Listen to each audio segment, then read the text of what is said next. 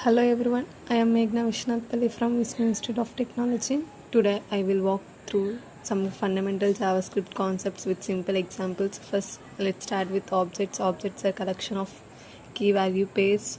For example, we created a person object with properties like name and age. Objects can also contain method like a greet function that prints hi, I'm Alice. We also saw a company object which shows how objects can even contain other objects such as an address with a city and country.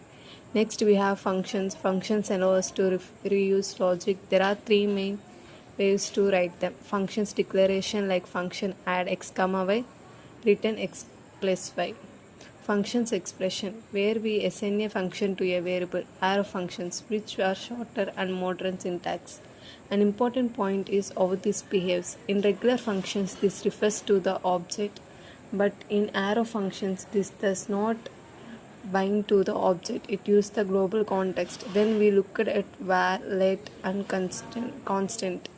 Var is a function scoped and hosted, so it can be used before it's declared but give undefined. Let is block scoped and safer, but it cannot be accessed before declaration. Constant is also block scoped but can be not be reassigned, making it useful for constants. Finally, we touched an ES6 modules which help us recognize code into different files. For example, we can export functions like greet or constants like py from one file to import them to another. In summary, we saw how objects structure data, finally perform tasks, variable declarations, control scope and modules make code more organized.